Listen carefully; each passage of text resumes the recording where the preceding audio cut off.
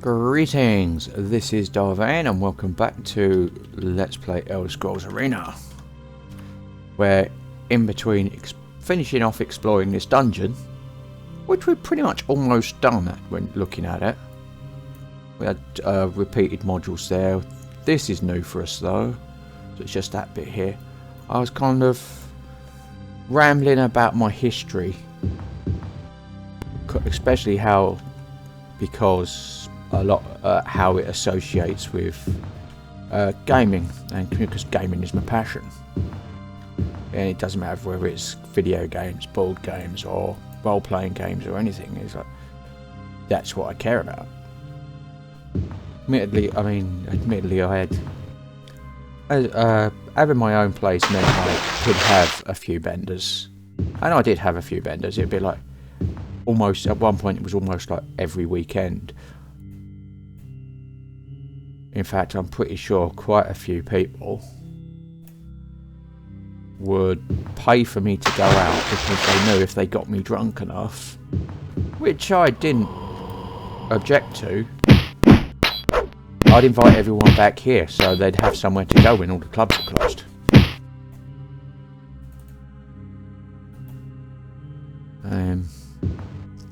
They also know in many cases that that this was a kind of safe haven, so if they needed to get away from their own lives or whatever, they were more welcome. They were welcome here. It didn't really...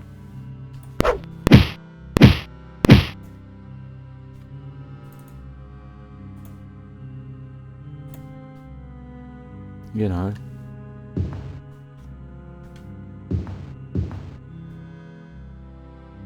in it was 2007 was when I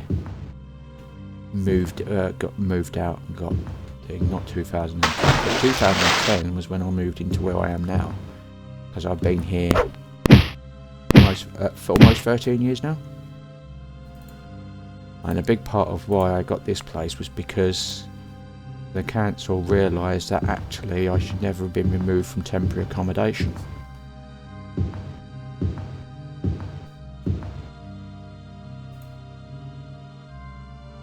So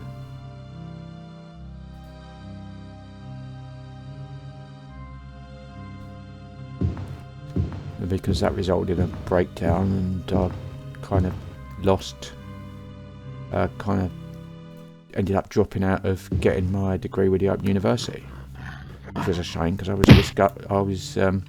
discovered and was doing social psychology.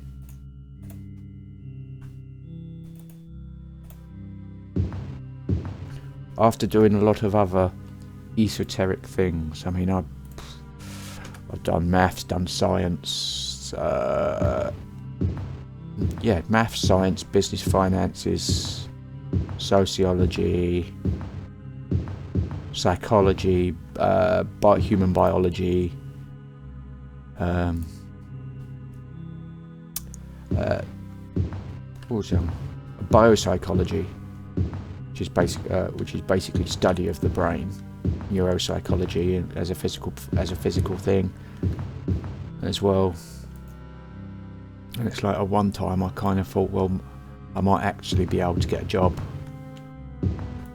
A lot of that was driven because, well, I was transitioning. I wanted to understand more about what was going on. I found I really like psychology.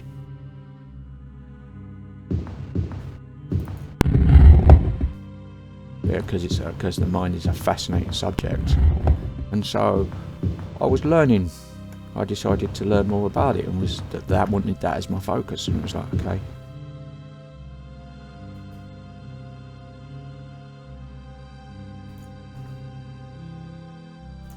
But that kind of all fell to the wayside.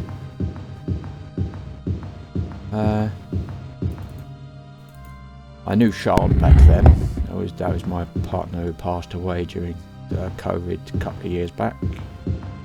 So it got to the point that she basically turned up and camped herself here, more or less. It was kind of annoying at first because she had a lot of issues of her own, and but we were in a similar state, so we kind of bounced off each other but also helped each other, and it took us a long time to sort ourselves out to the point that we could be together. Because even though I'd known her for almost 25 years, because I first met her when I was 17, going on 18. Never underestimate the power of illegal drinking. Everyone does it. Everyone knows it. Part of it being illegal is what makes you put up with how bad cheap beer tastes.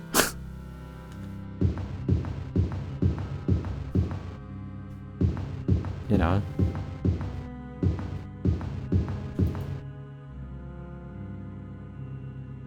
You'd have to be absurd to try and say, no, it's wrong.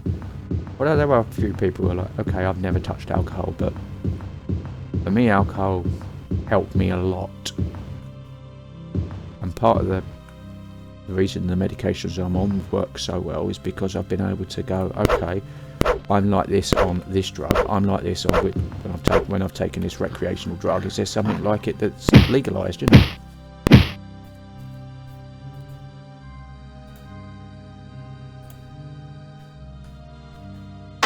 Like I'm on serotonin for stress levels, mainly because I was self-medicating with ecstasy, and I'm on pregabalin because originally from gabapentin, simply because I was self-medicating with cocaine, you know, because you know I'm awesome like that.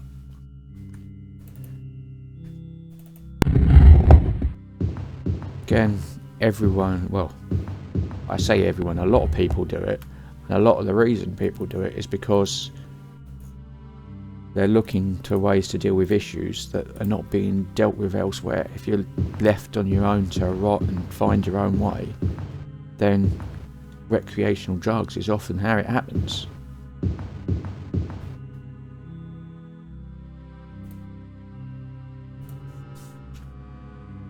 I mean, a lot of people that are addicted to drugs and alcohol do so because they have mental health issues and other aspects. I mean, even now there's like the possibility that mental health issues can be used to rule out a form of autism, but it's like, what makes you think that someone with autism can't have mental health issues? You know, it's weird if that's what you think, in my opinion. Okay, I'm going to dump the silver helm of levitation. Can't keep carrying it, and I'd rather see what this is before I have to start just quaffing random potions now.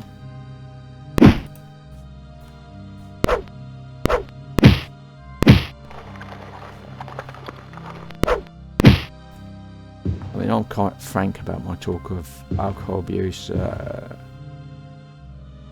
drug abuse.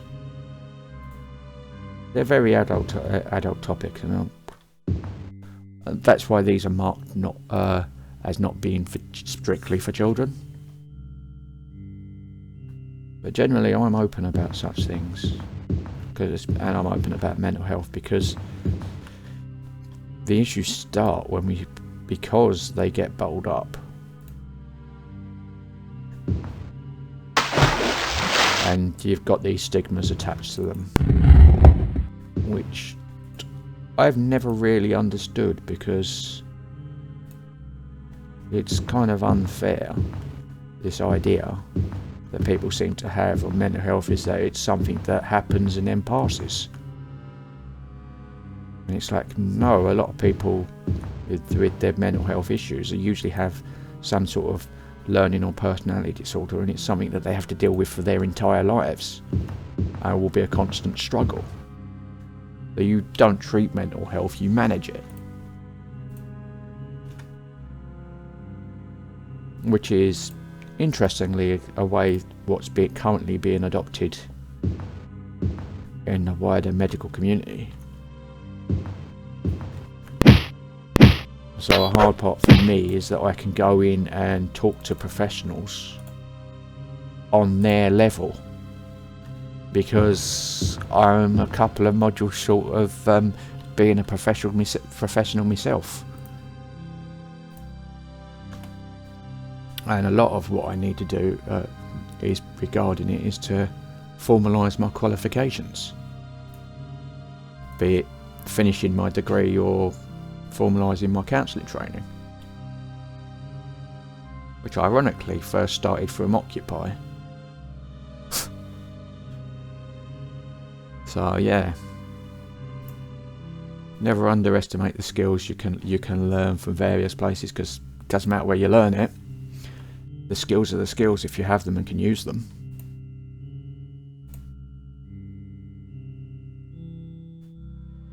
My problem is my CV is so esoteric, and I've spent so long out of work that nobody will employ me.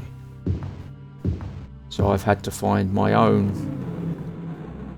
So I've kind of been stuck, because I was kind of stuck on benefits since I left school because of my health, which is good and bad, because it's given me the financial stability to be able to pursue what I want to pursue and to manage my health on a daily basis without having to worry about things like finding a job. You know, the way I see it, more accurately, a lot of what I do volunteering and even this is I do because I get paid benefits. It's like, then this is my way of paying back. Another thing is because I'm an expert on my life and been through quite a bit in my 40 years, I'm kind of able to relate to others so that when they go through those issues, they don't necessarily end up like me. A lot of things are easier said than done when you're not personally involved.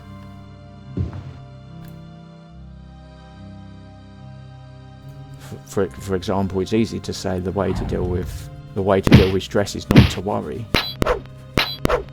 But since stress is an emotional response, you're looking at aspects like mindfulness and planning, but that still doesn't help when you've got to go through the emotions anyway.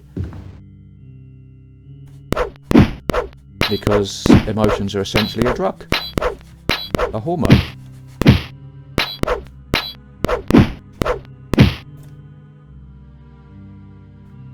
And therefore not something that you can just necessarily think away.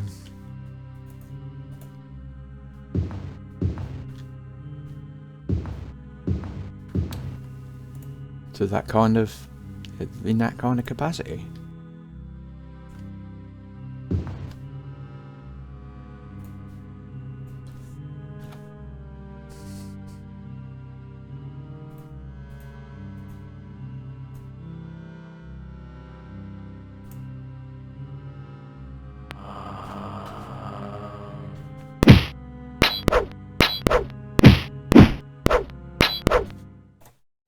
With you.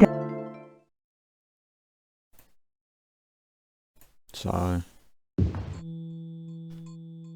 mean, I don't get a lot of money on state benefits, but I've shaped my life to that it covers what I need. I've got no real incentive to do anything else, just for the sake of working. That's not how I justify my self-worth, if that's what you know. For me, I need to have something that's vocational, because even with the simple fact of dealing with my Crohn's disease, which can be impacted heavily by stress, because my Crohn's disease is in the small bowel, and therefore agitated, because the small bowel responds to to serotonin and adrenaline. So having to manage that on a day-to-day basis regardless of my mental health. If you want me to be able to get up every day and do something, you've got to make sure that it's worth my while and it makes me feel good that I can deal with it. If there's a toxic environment or things go wrong or I'm not able to contribute, then when I get ill, I don't really end up, you know, it ends up becoming a real struggle. Well, it's something that I've lived with for most of my life, and therefore I can help others, because especially now, in a way, it's like I had all the major crises, the psychological crises of adulthood and old age. I had them all in one go when I was 16, and now I'm still trying to find some of the answers to resolve them. But I have resolved them. I am here.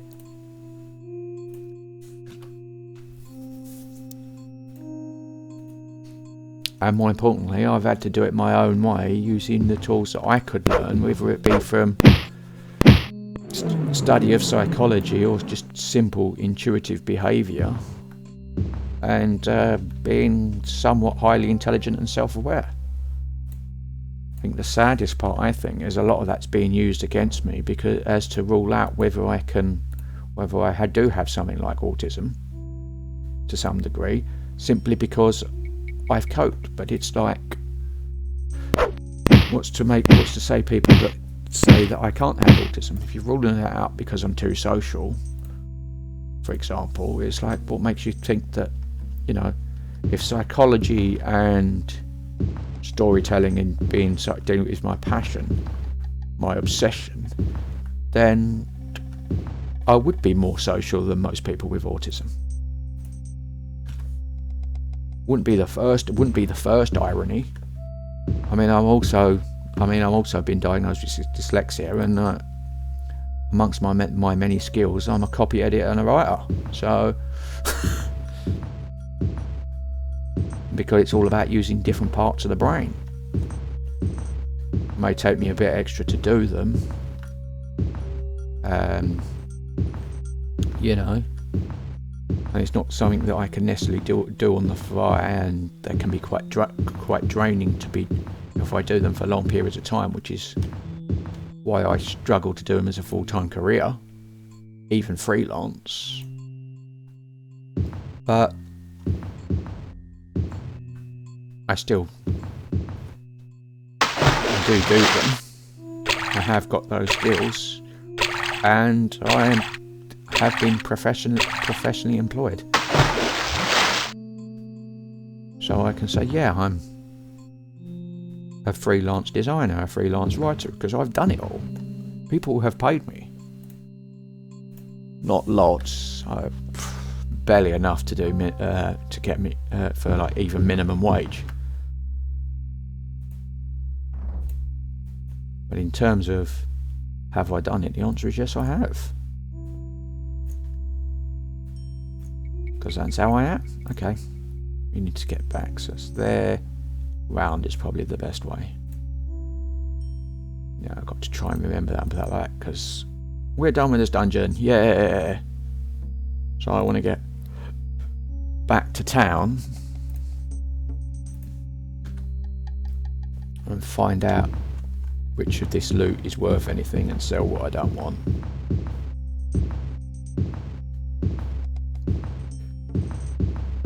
Preferably without taking too much damage.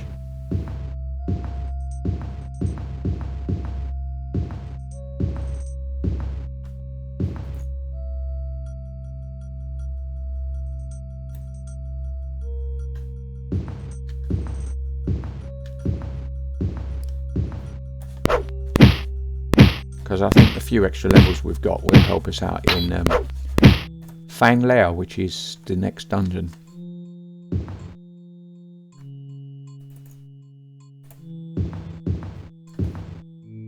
of the main storyline, where we get our first piece of the Staff of Chaos, I believe. I say I believe because I don't think I've ever actually played it that far. Like I said, I mean, I played this on my uncle's computer, so that was when I stayed over for the weekend, and so I didn't have a lot of time to play these sort of games, and it would be so irregular.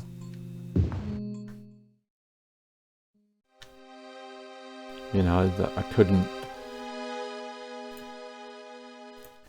rely on and say, look, where are we?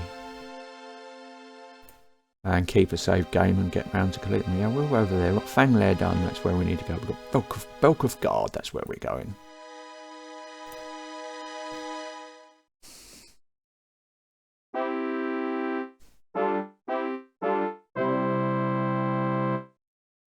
Ooh.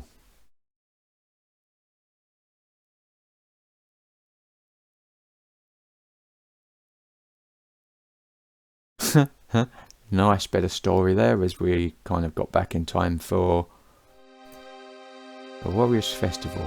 Depending on which side of midnight it is. Yeah. Mostly missed it. That's okay because we know we've got the dirty sword down there. So we can make a run through town to get there.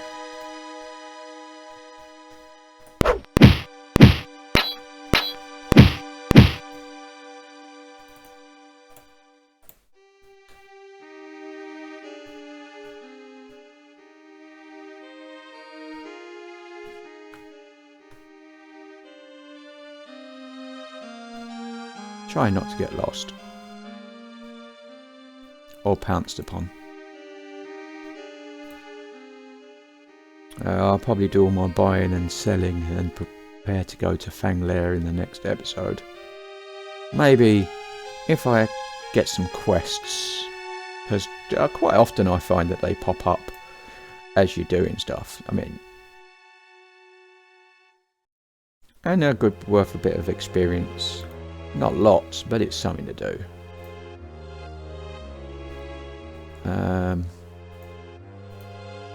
It's... yeah, okay. This building here.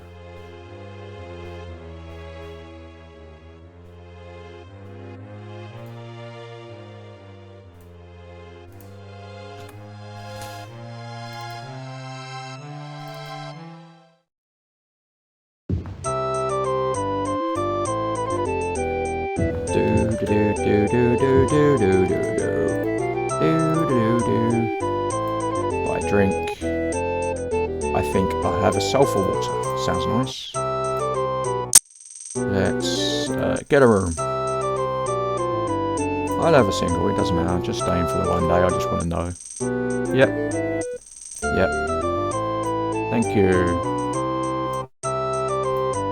Rumours, what do we have? Let's have a general rumour. Okay.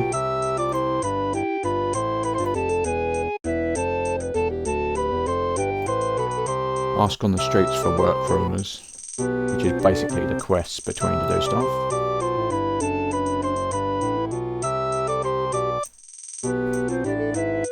It's 8.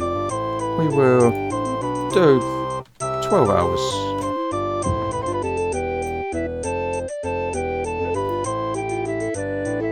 Yeah, can't. Let's see, it's 9:21 in the morning. So it's do my shopping.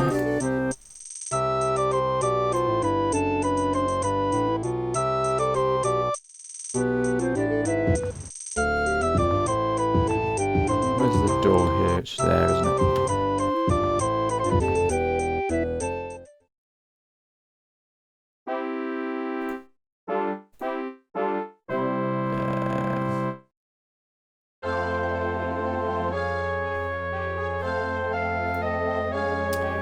While doing the shopping, you don't have to hang around. It's almost half hour. Yeah, I mean, if you want to hang around and see what I managed to loot, then that's all cool. Let me just get that building over there. I mean, we've got plenty of gold, so...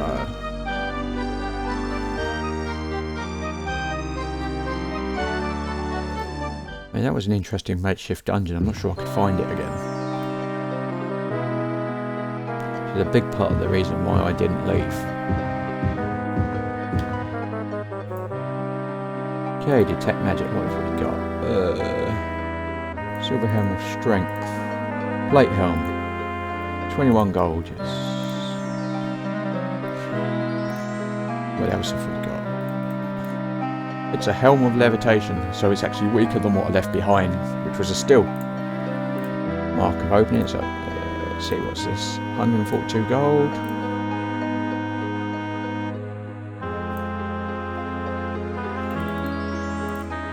Mark of shielding, yeah, okay.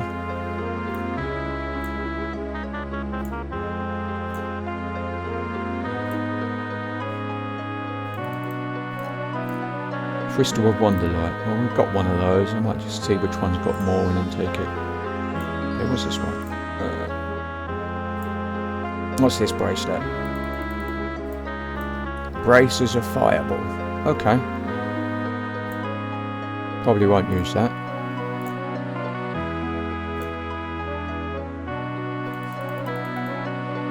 Adamantium bracelet.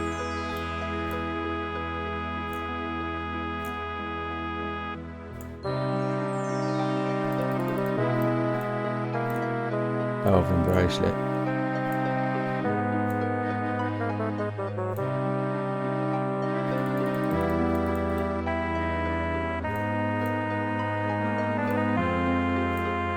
This is a dwarven bracelet.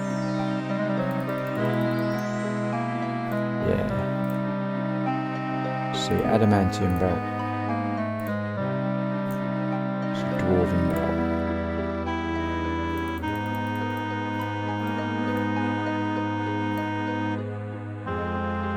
You can sort of, kind of tell. It's like adamantium.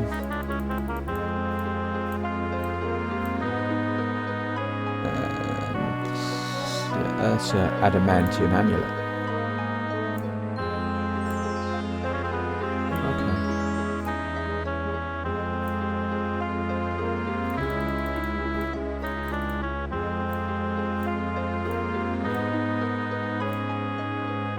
$187.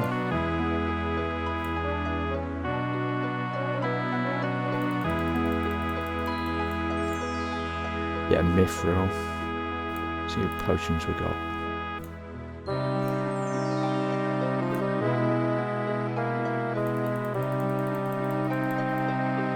Potion.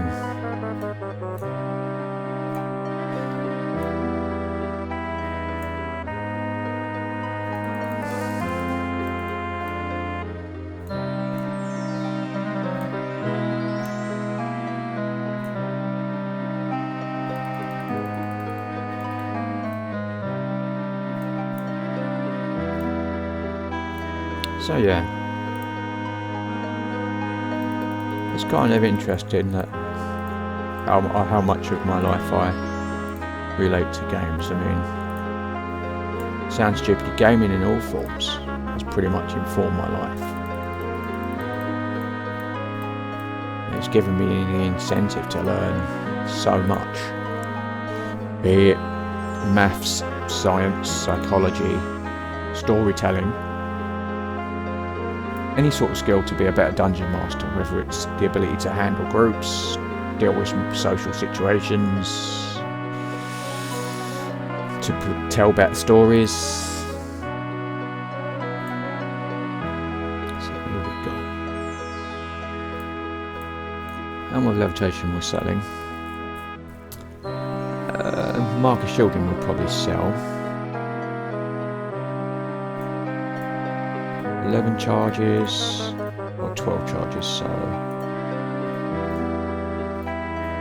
I'll trip the second one, but I can't combine them, which is a shame. skill cell. Ebony, which is +5.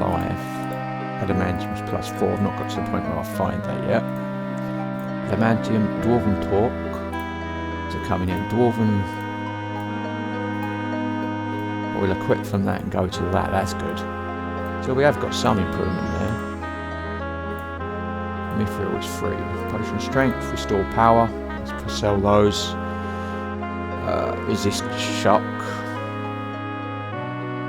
Probably sell those actually. Got Potion of Levitation. Just in case I need it, that's mostly for getting out of fire. Potion of Resist Poison, I'll probably get rid of and keep the Cure Poison. Yeah. Let's see how your magic items are in.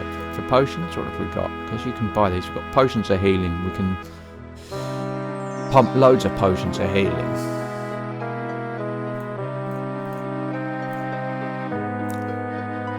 Potion of free action I don't need. Pretty much I don't need any potions per se. Cure poison, cure disease, purification. Heal true maybe, because heal true's quite good.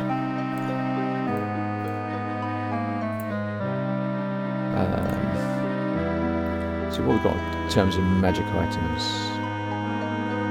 Mark of Wizard. Braces of light and braces of healing. They I wouldn't mind. I mean, braces of light's pretty cool, I think. Not gonna go and buy it though, it's not that cool.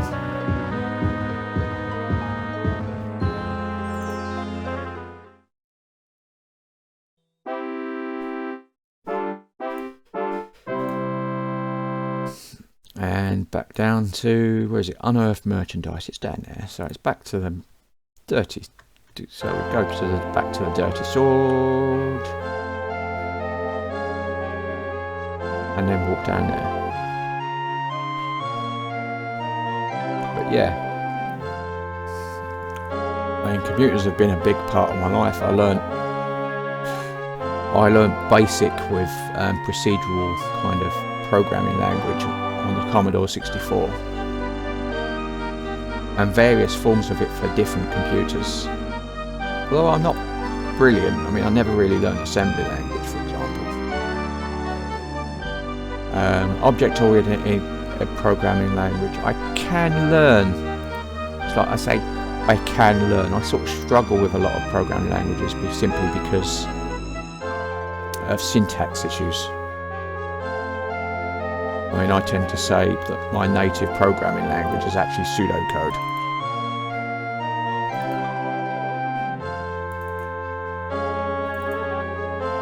Because I can write pretty much stuff on paper and do principles more than I can struggling with the actual language, and that doesn't help.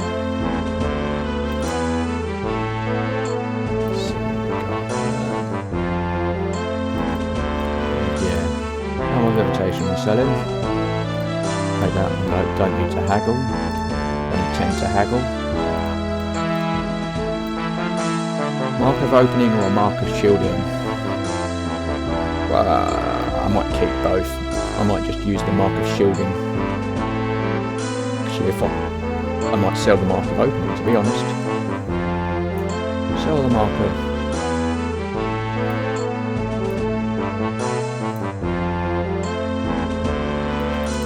Keep the mark of shielding, and I'll sell you.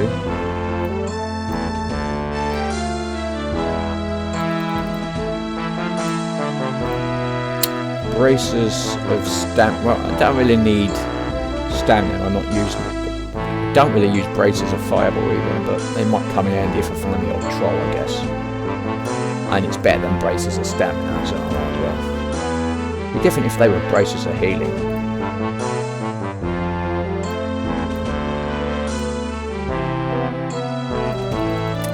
What else have we got?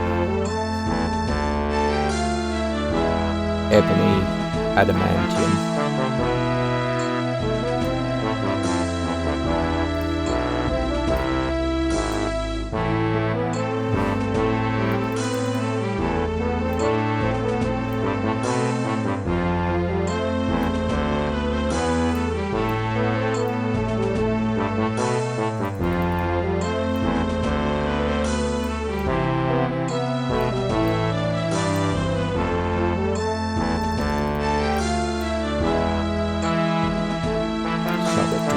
bracelet.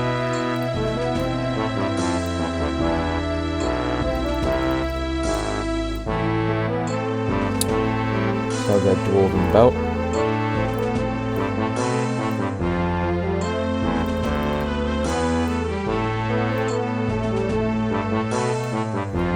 So the dwarven torch.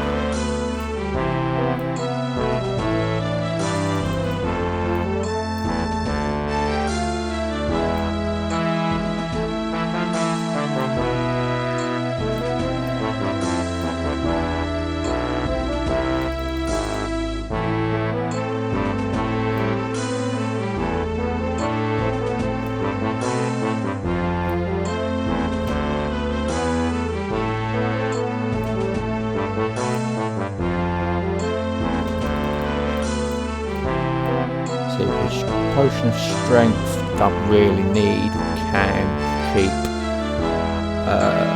Potion of restore power.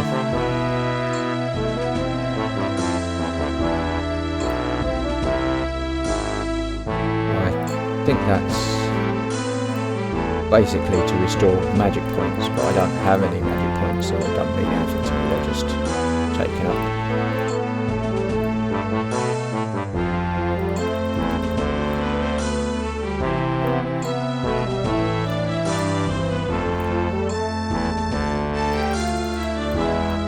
Taking up space, which as you've seen is now becoming a premium rather than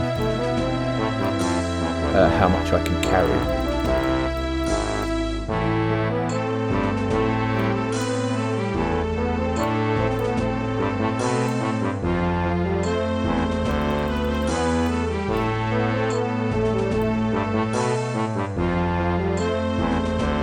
Resist shock and resist poison.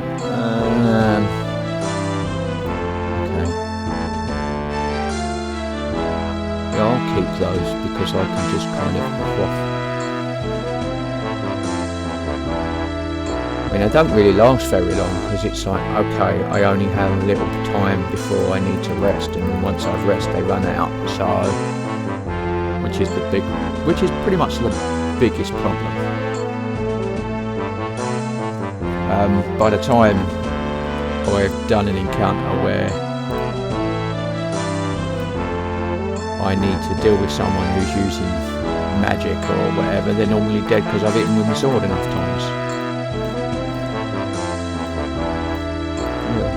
Oh, hello. Warhammer Passwall.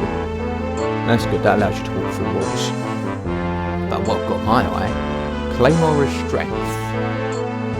It's a two-handed sword that increases my strength. So I'm actually doing even more damage with it. Means my luck goes down, but yeah, that's quite interesting. Yeah. It's a two-handed sword. So we'll skip that, because I want to see if there's... What is this? What have we got? Dwarven Greaves of Levitation. Sold that. Tower Shield of Levitation is another one.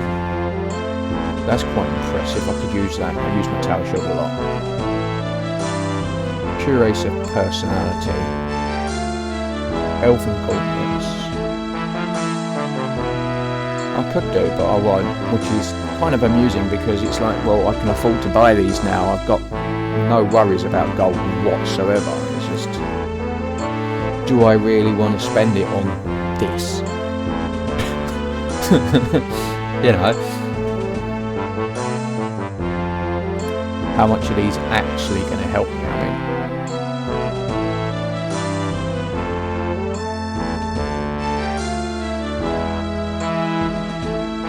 I mean, personality, for example, that will help gold. That's pretty much all it does. Dwarven Greaves means that it's an improved plate greaves, plus I get levitation, so I can actually use levitation as part of the armour instead of having to carry potions or marks or whatever of levitation. But if you've seen, I don't really use it. Might change if there's lava, for example, but other than that I don't really use it.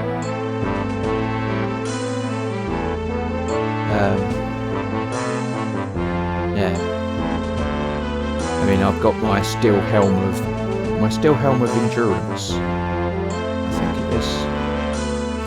It's way better than sort of helm of levitation, but tower shield of levitation, like I said, there's a lot of levitation there.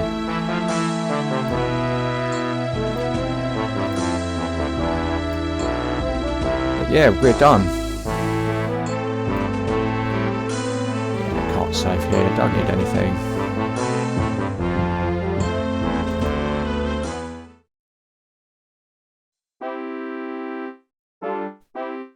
So I'm going to save it here. This has been Vane doing Let's Play Elder Scrolls Arena. And if you like what you're seeing here, be sure to like, subscribe, share and comment. Please consider sponsoring me on Patreon, and until next time, goodbye.